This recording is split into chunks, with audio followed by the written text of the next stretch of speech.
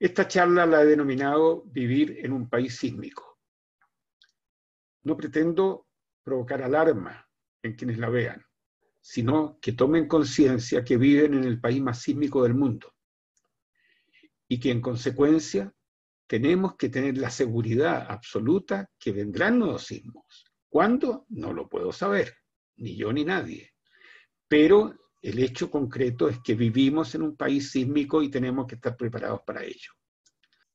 Revisando el material que tengo grabado en mis archivos computacionales, encontré una entrevista que me hizo un estudiante chileno en Londres, estudiante de doctorado en Londres, relativa al comportamiento de la sociedad frente a sismos.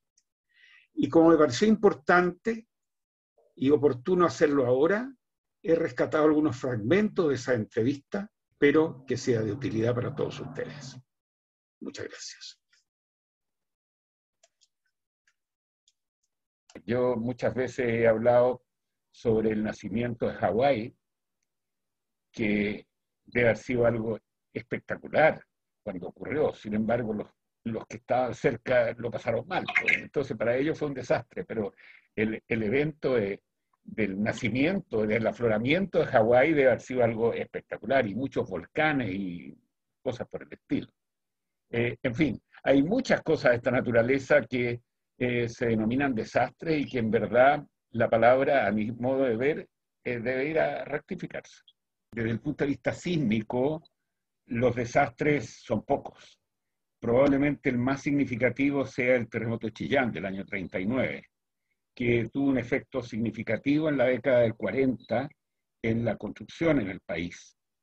Y a raíz de la masiva destrucción de prácticamente todas las construcciones de Chillán, con algo así como 20.000 muertos. Hay cifras contradictorias, algunos dicen 5.000, otros dicen 30.000.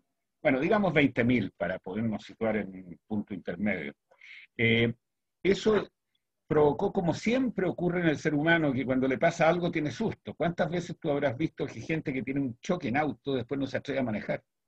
Porque le queda como un estigma del daño psicológico que el choque le produjo. A raíz de eso, con muy pocos conocimientos, estamos hablando de 1940, se tomaron decisiones, por ejemplo, de hacer muros y muchas prácticas de buena ejecución, diría yo, que lograron que las construcciones de la década del 40 hayan permanecido prácticamente sin daño a lo largo del tiempo. Son las de menor daño. En cambio, cuando ya esto se empezó a olvidar, empezó a pasar el tiempo y la gente empezó a olvidar este fenómeno, empezaron de hecho a liberarse las exigencias. Empezamos a tener muros en vez de 40 centímetros de espesor, de 20, y antes del terremoto 2010 incluso edificios significativos tenían muros de 14 centímetros de espesor. Y si uno mide cuál es el espacio que ocupan los fierros que van dentro del muro, te das cuenta que ese muro prácticamente no tiene hormigón. Bueno, en mi opinión, el terremoto de Chillán es un evento que produjo un gran desastre, pero dio una gran lección. Con el terremoto del 85 quedó de manifiesto una serie de malas prácticas, producto de esta liviandad con que se hacen las cosas. Yo escribí un artículo hace bastante tiempo atrás a raíz de Chaitén, que es tal vez otro de los grandes eventos naturales que debiera rescatar.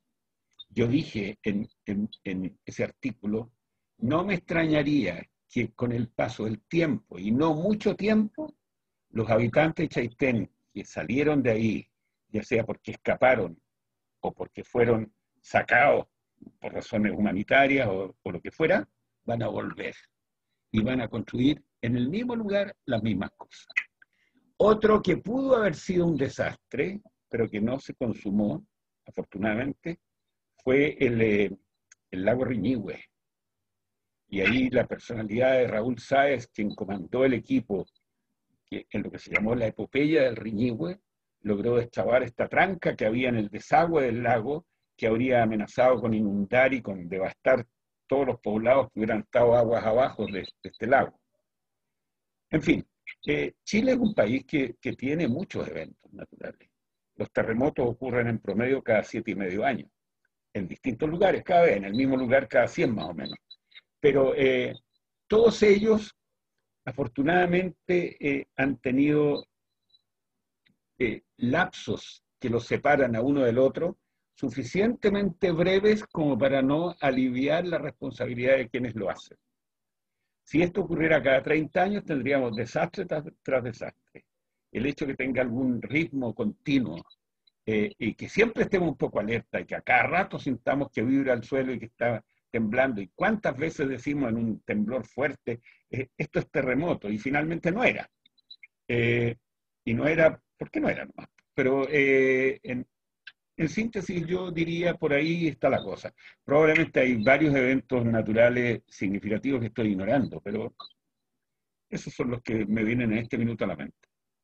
Rodrigo Flores, un ilustre ingeniero ya fallecido, tal vez el mentor de muchos de nosotros, como exalumnos de él, como discípulos más que exalumnos, diría yo, decía algo muy pintoresco, muy propio de su carácter. Decía: las cosas buenas en Chile ocurren siempre por casualidad.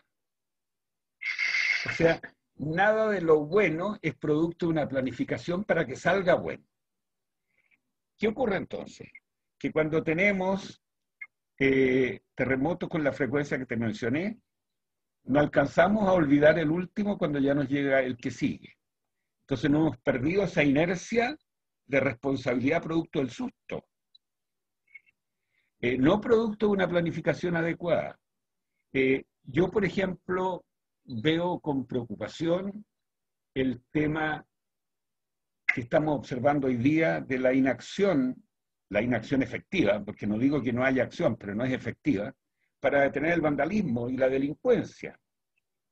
El enemigo cada vez crece más y nos encontramos con la definición de cárcel que alguna vez escuché, que decía que la cárcel es un recinto que está separado por una reja del otro lado, pero no sabemos cuál de los dos lados es la cárcel.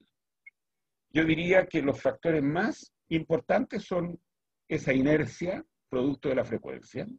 Por otro lado, hay un aspecto bien interesante que alguna vez también se planteó, y esto lo dijo Arturo Arias, otro de los grandes mentores de la ingeniería sísmica chilena, también fallecido y también profesor mío. En una ocasión en que una norma chilena de hormigón armado no se había actualizado por muchos años, se acordó en el Instituto Nacional de Normalización, el INN, establecer en el código sísmico que se podría usar para fines de diseño la norma americana ACI 318, del 98 en esa ocasión. Y alguien dijo, pero la norma ACI 318 en Estados Unidos se actualiza todos los años. ¿Por qué no ponemos la norma ACI 318 vigente en lugar de la ACI 318 del 98, que nos restringe hasta que haya una modificación de la norma? Y Arturo Arias dijo, porque no tenemos ninguna seguridad que esa nueva versión esté buena. En cambio, la del 98 que estamos aprobando ahora, sabemos que está buena. Y lo que está bueno no hay que tocarlo, hasta que algo mejor la sustituya. Pero veamos qué es mejor. Dicho y hecho, la norma del 99, de la ACI del 99, fue en el 2000 modificada porque tenía errores graves. En este país, como en muchos otros países que aún no alcanzan los niveles de desarrollo como para situarse en el primer mundo, la vivienda es un bien caro. En los países desarrollados la vivienda se paga en cómodas cuotas durante periodos largos, con créditos bastante más blandos que los que hay acá. En consecuencia, el dueño de una vivienda quiere protegerse, como quiera que sea, y ese nivel de protección lo exige desde el mismo minuto en que compra. Generalmente las compras son en verde o en obra gruesa bastante avanzada, diría yo. Y ahí hay un detalle de la norma que también es importante, que se refiere a pasar del estado de servicio al estado de operación. Después del terremoto de 2010, mucha gente quedó atrapada dentro de sus departamentos por deformaciones significativas de las vigas, por ejemplo, frente a las puertas, y las puertas quedaron trancadas. Y resulta que la norma señalaba, y aún señala, pero la nueva versión no lo va a decir así, que la experiencia chilena ha sido muy positiva en el sentido que el número de colapsos es muy bajo. Por consiguiente, lo que pretende la normativa es establecer reglas para evitar el colapso, porque lo que se trata de evitar es la pérdida de vidas humanas. Sin embargo, esa vivienda queda inutilizable. Y como también dije alguna vez en un artículo un poco más satírico, dije, y el pobre individuo que se demoró 30 años en pagar su vivienda se tuvo que ir a vivir a donde la suegra. O sea, tuvo dos desgracias, perdió la casa y se fue donde la suegra. Yo diría algo que es aplicable en todos los aspectos de la cultura, que en el ámbito científico técnico, cualquier cosa que constituya un nuevo desarrollo, en cuanto terminó, es obsoleto. Es decir, el desarrollo científico-tecnológico es un continuo. La conducta humana debe tener, en primer lugar, un conocimiento de qué implica un terremoto, a objeto de reforzar la presencia de ánimo cuando esto ocurra. Porque muchos de los accidentes o pérdidas de vida se deben al estado de pánico en que entra el que lo está sufriendo. El pánico es una cosa que hay que poder controlar y eso requiere acción terapéutica de quienes sepan hacerlo en la sociedad, en forma sistemática y permanente. En segundo lugar, incentivar el concepto de la responsabilidad, tales así como, por ejemplo, evitar tener cuestiones que sean un peligro potencial y que nadie se da cuenta. Cosas que están colgando, elementos muy pesados que están puestos sobre muebles, adornos en la repisa posterior de la cama, que si los pillan un temblor fuerte cuando están durmiendo les van a caer en la cabeza. Yo siempre he dicho que en el mundo de las desgracias hay un porcentaje no chico, pero no muy grande tampoco, que sea 3%, de cosas que no podemos controlar. Que no podemos controlar porque simplemente es así nomás.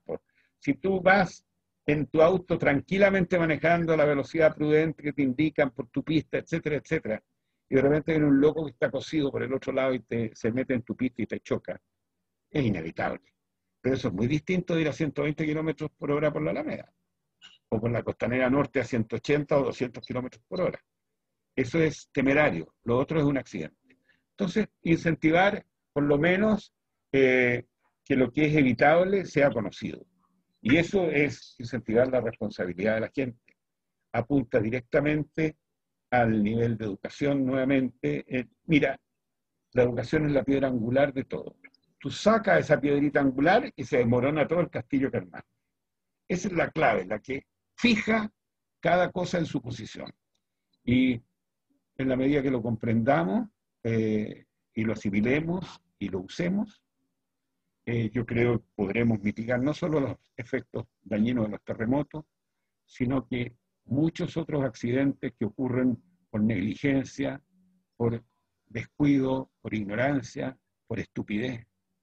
La estupidez es un poco más difícil de erradicar, pero no conozco cuál es la receta. Pero por ahí va la cosa, diría yo. Que si tú tienes 1 litro de agua y le dejas caer 2 gotas de sangre, se pone rosada. O sea, de pronto 2 gotas de sangre cambian completamente el aspecto que tenía ese líquido. ¿Cómo 2 gotas de cultura no te van a cambiar la ignorancia? En Londres me regalaron una escalpela que decía, o sea, si usted cree que la educación es cara, pruebe con la ignorancia. A ver, ¿qué es más caro? La ignorancia es más cara. Yo proclamo, vocifero y hago educación en forma permanente, a través de mis propias capacidades, que son limitadas, pero eso es lo que tengo y eso es lo que hay que mostrar, creo.